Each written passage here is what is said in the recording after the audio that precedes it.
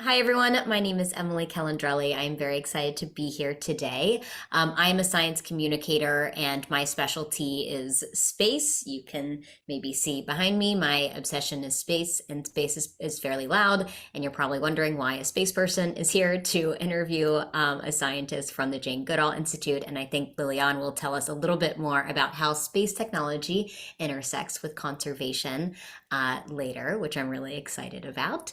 And so, yes, I'm a friend of the Jane Goodall Institute, and I'm very excited to interview Lilian here today. So, we're going to talk a little bit for maybe about 30 minutes, but just to give an overview of my background, I'm an MIT engineer. I studied aerospace engineering for nearly a decade, and today I do science communication, meaning I translate a lot of complex science and technology topics through TV shows and children's books and public talks and on social media, like on TikTok and Instagram and everything else.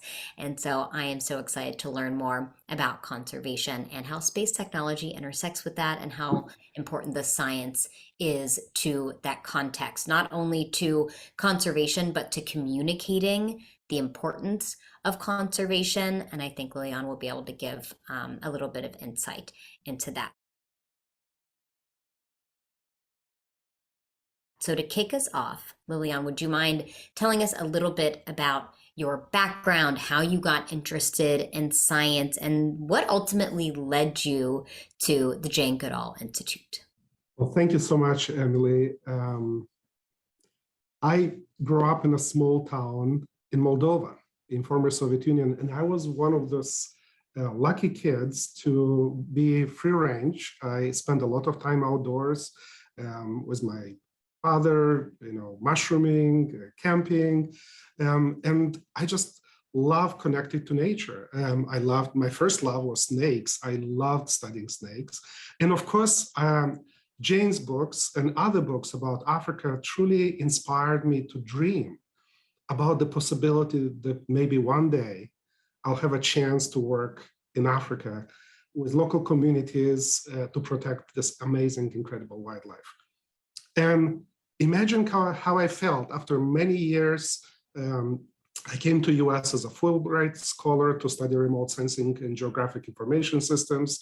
I consulted with integrated coastal zone management at the World Bank, working mostly in West Africa and Mesoamerica. And then when I had the chance to join the Jane Goodall Institute Center for Primate Studies at the University of Minnesota as a PhD student in conservation biology, I had a MacArthur scholarship to specifically look at science supporting conservation in practice. So imagine how I felt. And in 2000, I had a chance to actually meet Jane in Gombe. So that's incredible journey. What is mushrooming? I want to learn more about your background in mushrooming. Well, I really followed my dad in making decisions which mushrooms we can eat and which are not. But it's just another way of using what nature can provide and how you can support livelihoods. Mushrooms is actually a major source of foods, even in communities where we work in Africa. So it's really it's so inspiring when, for example, you're listening to local communities, especially women, because they are the one mostly involved in collecting mushrooms, drying them, bringing them to the market. And when you hear stories about, wow, we're so excited to see this forest coming back because suddenly we have all these mushrooms and there are certain seasons, which everywhere, it really helps them and to complement their diet and also providing a source of income. Yeah, that's a really fun way to, spark your interest in science. So I wanted to learn more about, we had talked yesterday, and you had mentioned that there is a lot of space technology that is used as a source of information, a source of science, a source of just a general understanding of the landscape when it comes to conservation. Can you talk a little bit more about that? Absolutely. And I would like to share my screen because it's difficult to talk about space technology and satellite images without actually sharing an image, isn't it? I'm just going to go ahead and share my screen and bring us all to Gombe. So imagine when we started in 2000 to apply satellite imagery, The first two images, which I remember we worded, were from NASA and USGS from, as you know very well, the longest going program called Landsat. And that incredible program enables us to go back in time. And this is exactly what we did in Gombe. We put together a satellite image, the first image from Landsat from 1972, and then we combine it with 1999. And we could actually visualize how much forest has been actually lost. Kind of ground truthing Jane's perspective and local communities' perspective of these incredible changes which we had in the landscape. In 2001, we were one of the first organizations to start using 1 meter resolution satellite images when they became available for applications. And this enabled us for the first time to see every tree, every house, every footpath in the landscape, and truly kind of join that when Jane took that flight over Gombe and realized that Gombe is surrounded by an ocean of humanity and land use, and that we have this incredible challenge ahead of us, not only scientists, but everyone now could have look at these images and understand the issues. But most importantly, we realized early on, around 2000, 2003, you can see me here as a student working with our Jane Goodall Institute colleagues and the local community woman focal group. We realized that the satellite imagery, because there are no boundaries on the imagery, because no one interpreted it, it's like this collective image from space in which we as a community can look at and reflect and see our own image in it. We realize that even people who never seen maps or maybe don't even know how to read, they can find their houses, they can find their trees, they can find the places which they're working. So suddenly satellite imagery enabled us to develop a common language. I remember one of my favorite story was about one of the women showing me her house, showing me how she's using the footpath to go to her farm. And even the tree, pointed the tree on a satellite image where she was putting her baby to sleep in the shade of that beautiful tree, and then where she would go to collect the firewood and where she goes back home. And in that moment, we not only recorded the way how that woman is using her land use and how she values and appreciates resources on that land, we also connected with her a day in her life. And we connected that with compassion, and we connected that understanding that just mapping a tree, it's fine for science, but to truly understand the meaning of the tree, you need to combine that data and science with local knowledge and local perspective. And this is the true power of the satellite imagery. This is how we use data and science, not only imagery, by combining with local communities. And I want to share with you one more story. And that is kind of a story of hope, I could say, because these hills, which we see here in the background, used to be deforested. And again, a few years ago, I had a chance to be there in the communities and look at these hills and share with the communities how, as a result of our work, the trees have been coming back. Another woman actually pointed out to a location where she used to have her farm. And now, because of the forest reserves, she has to work 1 hour extra in order to walk extra hour in order to get to that farm. So I asked her if it's worth it because it was such a steep terrain. And once again, she pointed to me to this image from 2005 and said, look how deforested the hills were. Look at the landslides. Look at the stream on the left, how eroded it was. And guess what? Look at how it's now. Well, a few years ago, there is a house there near a big tree, and that is a school. And one day, that stream eroded, and there was a big flash flood, almost destroyed the school. And guess what? I had 2 children in that school. Well, now, that stream is protected, and we don't have these flash floods. So I better walk another hour every day to my farm, but our children are safe. And I think this is true power of space technology. I remember sitting on the ground around this map with the local communities under this beautiful mango tree and realizing that this incredible technology, data, platforms, incredible human capacity to do innovative science got unlocked by our approach, by our Takara community-led approach, by bringing this incredible information in the context where the local communities can trust it, can connect it, and can use it. Yeah, that's so beautiful. And to give some additional context on the space side that people might find interesting is that one of the reasons that we are able to have better, higher resolution satellite imagery and more up-to-date imagery too, because that's the other part of it. You can have a better camera, but you can also get more up-to-date imagery with more satellites that rather than getting a new image of the globe every 3 years, you can get a new picture of the globe every day, depending on how many satellites you have up there. And previously that wasn't possible because satellites were just so large and so expensive that you could maybe send one school bus size satellite to a point very far away and only get some pictures of some parts of the earth sometimes, which is not really ideal when you're trying to get an updated image of a certain part of the land, a specific part of the world frequently. And so what's happened over the last 30 years is that satellite technology has gotten cheaper. More of that technology is available off the shelf. Launches have gotten cheaper and more readily available, so you can get to a certain part of an orbit that you need to get to.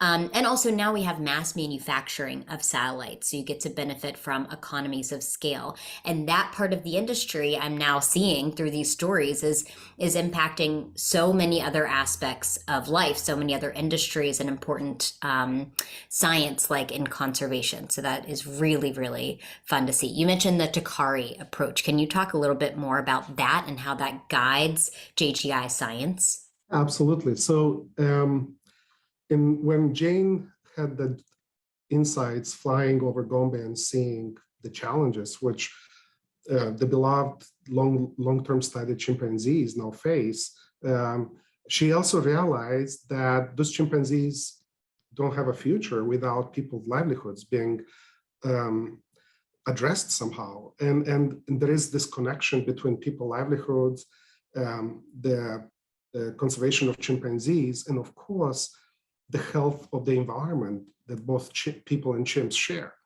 She also realized that in order to achieve any conservation, people need not only to be engaged or consulted, they have to own and drive decisions on their own lands themselves. We could inform that, we can facilitate that, we can support that, but the local communities themselves need to define and make those decisions. So Takara is about enabling local communities to drive and own decision-making on their landscapes. And it achieves conservation by focusing on people's needs, by focusing on development needs. It also achieves success, conservation success, by using geography and the imagery and satellites and the geographic information systems and mobile technology and all this incredible developments in science and technology, which we mentioned, which enables us to make it cheaper, faster, but also bring all these incredible resources, what I call to the last mile in conservation, and that is the local communities. And Takara is about that. It's about enable us to properly engage. It enables us to listen. This is an incredible, very important step in the Takara process, not just listening to our ears, but also with our hearts. Compassion, truly listening how people values and see their landscapes, truly appreciate their traditional knowledge because, and truly appreciate the way how their livelihoods is connected to the health of ecosystems. Then it's about engaging some of the latest conservation science tools.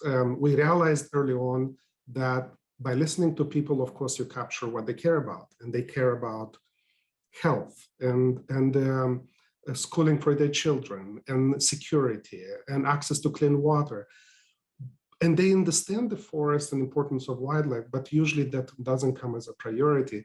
So Takara brings and complements that perspective with some conservation planning tools, such as using conservation standards, and also enabling using geography and geospatial tools to document and put on the same map what people care about, how they see their landscapes, what is the best data and science tells us about how this ecosystem work and function, and then enable them to define a problem and define their local solutions, which JGI then supports them facilitate to be implemented. Lilian, Takara seems like it's been so incredible and has helped so many people around Gombe. Are you planning to scale Takara across the chimpanzee range or across the globe? I'm so excited that what we've learned in Gombe, what we've learned in Western Tanzania and Western Uganda, it tells us in the last, now more than 20 years of Takara, piloting, applying Takara, experiencing Takara, that this is actually scalable. The situation which we just heard from Emily in West Virginia would benefit from applying Takara approach. So recognizing that, we partnered with Esri to publish our first Takara book. I encourage all of you to help us purchase that book, reviews, share it with your colleagues, with your networks, because we do believe that Takara is needed, not just in Gombe, not just in Africa and the chimpanzee ranges, but globally in multiple communities. Another way how we are scaling the Takara and our work with communities is by looking where we can remove most of the costs in implementing Takara. So when it comes to technology, a lot of it is about data. 80% of the cost, if we look back in supporting and enabling Takara using technology, is managing data. So again, with support from Esri, Advantage program, and a couple of other projects and donors, we're able to provide now with science platform, which enables not just JGI. In the near future, I expect in the next year, you will see now science solutions and tools, Takara solutions and tools, which are managed by JGI, but anybody with different would be able to access it and use it. That's my hope and dream to see this happening. So our approach to scaling Takara, as I try to communicate, is continuing to support our main programs. So we look at our science as a cross-cutting, supporting all our programs. So anywhere where Africa programs decides to expand, engage new communities, for example, like places like Burundi, or there are discussions about Rwanda, about certain places in Eastern DRC, which can be extended as well.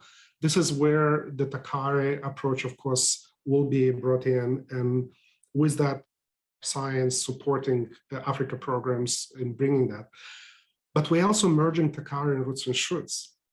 Because when we go to the communities, there is no differentiations between, let's say, a Takara program or Roots and Shoots program. They are part of the same communities.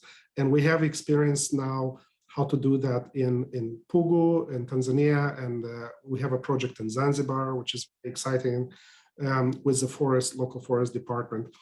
But another way how we hope Takara will be scaled is by providing this, again, tools and so supporting not only JGI, but any other conservation NGOs who may be working in Indonesia or in South America, and they would benefit from these tools. We are planning for the next year to create the science platform and knowledge platform, with Takara being one of the decision support solutions and models. That's a really incredible approach and a really smart one too. And I think something that I incorporate with my work as a science communicator, and something I think we can all do, especially in this election season. I think science and misinformation and just science denial is a thing that is, I think, in the back of a lot of our minds. And for me, one of the messages that I often give is talking about science empathy and trying to understand these communities who perhaps disagree with the science that you are trying to teach them. I come from West Virginia, a part of the country that is in many ways one of the areas of the country that has the highest percentage of people that don't believe that climate change is happening, that global warming is happening. And so for somebody who's from that area, who came from, my dad worked for a coal company, he got laid off from a coal company because the mining industry had been going down. I had to do a little bit of digging to understand why hearts and minds in that region and across Appalachia in general disagree with the science. And I found that it's not that they disagree with the science. It's oftentimes that people come in from outside of Appalachia and they try to tell them why they should care about climate change. And what they're thinking is that I care that my family lost their job, and I care that the coal industry is dying and that I don't have a way to provide food for my family anymore. And so from them, it's more of a perspective of an economic lens rather than an education and a science lens. And people from outside try to, without listening to why they disagree with science, they try to educate them on the science of climate change, on the science of global warming, without realizing that it's not a science issue at all.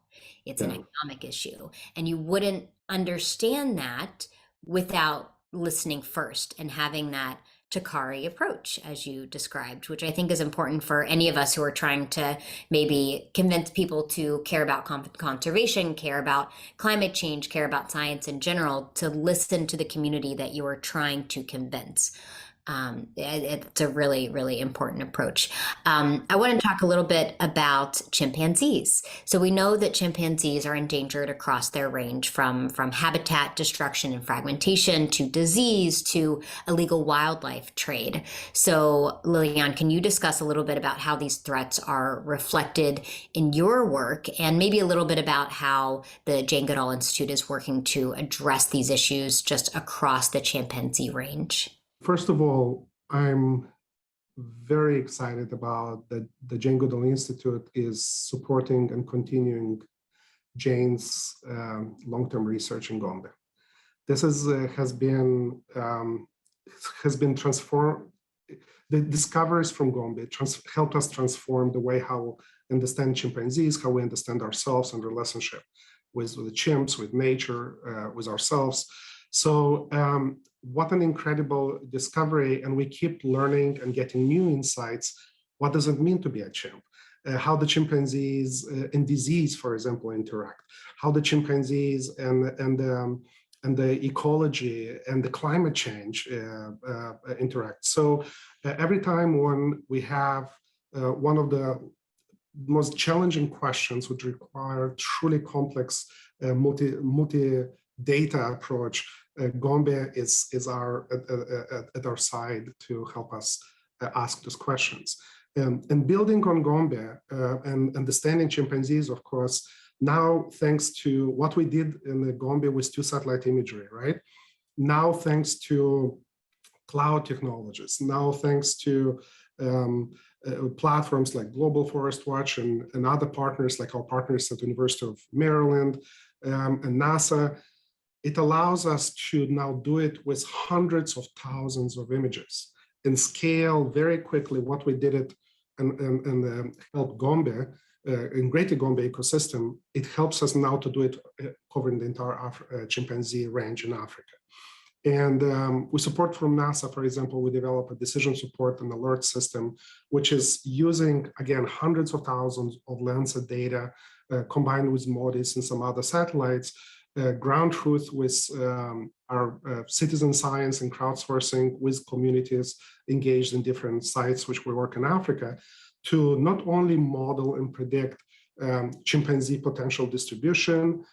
Recently, we just published a paper in Tanzania showing that we can even maybe predict how many chimpanzees in terms of abundance and numbers could be in a certain area, and not just if likelihood if they are present or absent. And equally important is, of course, for us to monitor and understand the habitat. As you know, all these satellites are helping us to have, as you said, daily in some cases, and it enables us to provide deforestation alerts and habitat alerts. We have many stories where local communities or park rangers alerted by a satellite alert of potential deforestation. They decided to act, visited an area, and found illegal local concessions in the middle of nowhere. But for some reason, that activities under the canopy triggered a pixel from the satellite to see that something is not right. And when that information, again, was connected and accessed in time with the right people of the place, and they decided to act and see what's happening, they were able actually not only to document deforestation and provide another statistics, but actually prevent the future deforestation. So monitoring the threats are really important. Chimpanzees are facing 4 major categories of threats. One of them is habitat degradation, loss, and fragmentation. It's conversion of that habitat to agriculture, subsistence agriculture, industrial agriculture.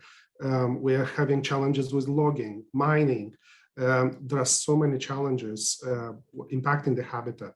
Another big part of the challenges which chimpanzees are facing, of course, are illegal bushmeat hunting and trade.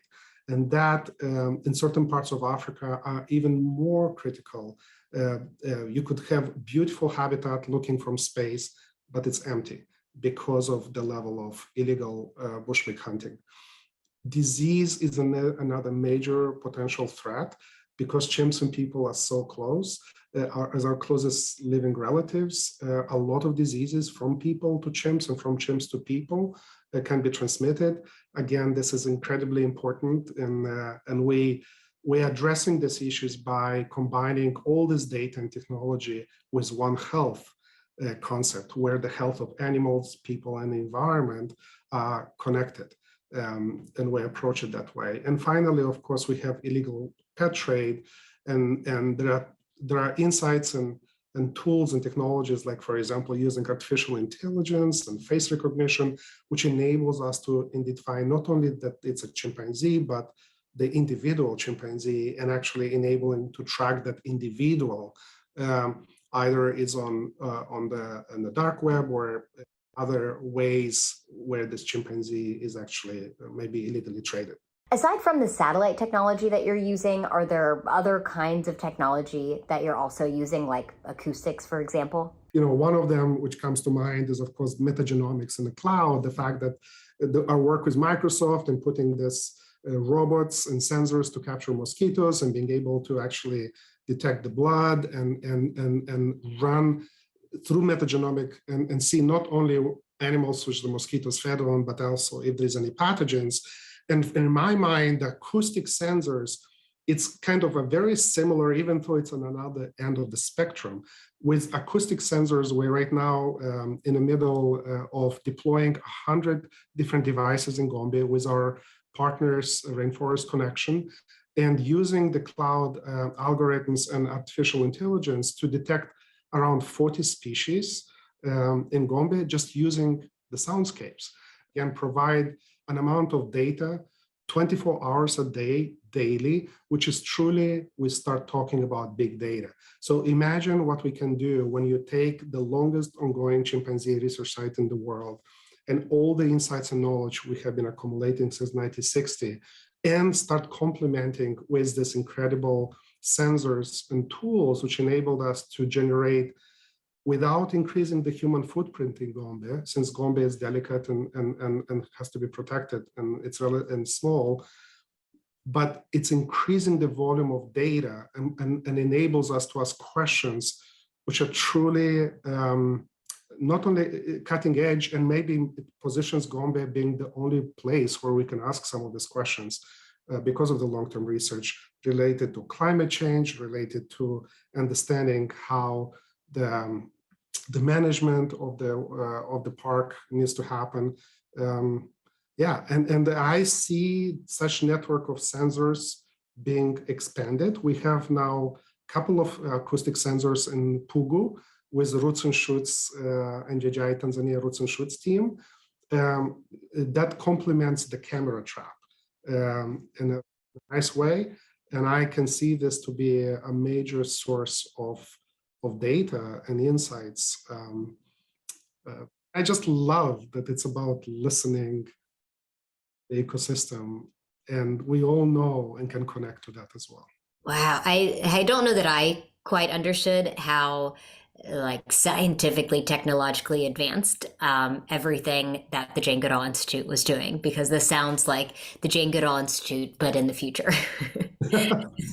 All very, very exciting stuff. I mean, is there, are you aware of like technology that's on the horizon that will help? I mean, this is fascinating to me that you guys can just leverage everything that is happening throughout technology sectors across just the gamut to be able to help you all. Well, we're just continuing Jane's legacy. You know, if you look Yeah. back at Jane's original research in Gombe, and then her entire lifetime, she is the true example of systemic thinking, you know, holistic approach to not only understanding an individual chimpanzee, but also understanding the community, understanding how this reflects at the population level, how you bring the local communities and the landscapes, and her view for the future generation, and including roots and shoots, how we should work and achieve positive change. It's all about engaging that system thinking, holistic approach.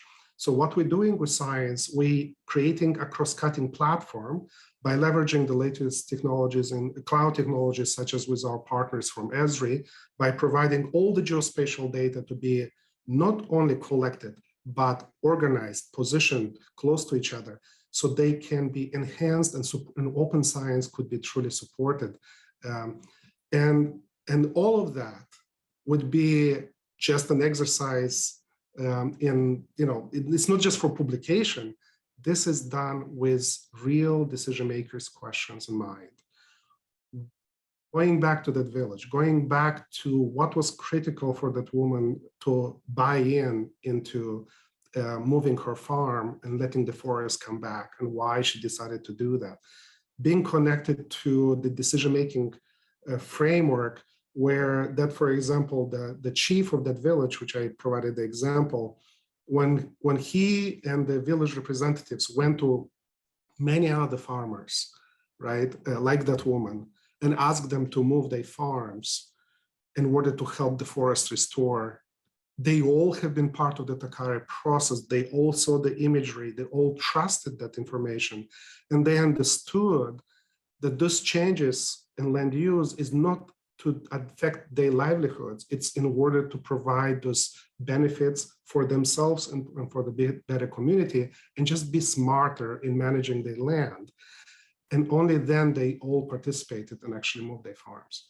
So it's technology properly organized across supporting the entire JGI, from Takara, from Gombe to roots and shoots and conservation, but also always bringing this data to the stakeholders which are willing to use it and make it actionable and convert it into an impact at the end of the day. Right. Yeah. Not forgetting the people in the integration of the technology sounds like just a core of the Jane Goodall Institute. And I know a lot of young people often ask what they can do now to grow up and become the next Jane Goodall. So what type of advice do you give those young people? I think about myself when I was young, and I got inspired by this idea. And at that time, many people would say, oh, this is impossible. You know, you're on the wrong side of the Iron Curtain that was inside Soviet Union. Our movement at that time was restricted. And maybe many young are looking what's happening now in the world and how that is affecting. And my advice would be, again, you know, try to find something which truly inspires you, which enables you to have that dream. And don't give up, you know, work hard, use opportunities. Jane, in my case, my mother and my father were very supportive, even though, you know, they might be quite concerned of me handling snakes and being in some dangerous places. But and my advice would be also, don't forget about the importance to constantly connect our incredible minds with our hearts. And the answer to is in our being able to be more compassionate. Like I loved your example from West Virginia, because Takara and Roots and Shoots together, it's about creating that space where a dialogue can be possible, where some common ground can be achieved. We have so little opportunities to have this type of dialogue, isn't it? And Takara and Roots and Shoots is about creating that dialogue where people can hear each other with compassion, listen to each other, and be able to start connecting the way how the ecosystem works, the way how some environmental problems and animals and the environment interact, and the way how that is impacting their livelihoods now, in the future, in the past, but also where, more importantly, they want to go, and helping them to see themselves how, again, the health of animals, people, and the environment is interconnected.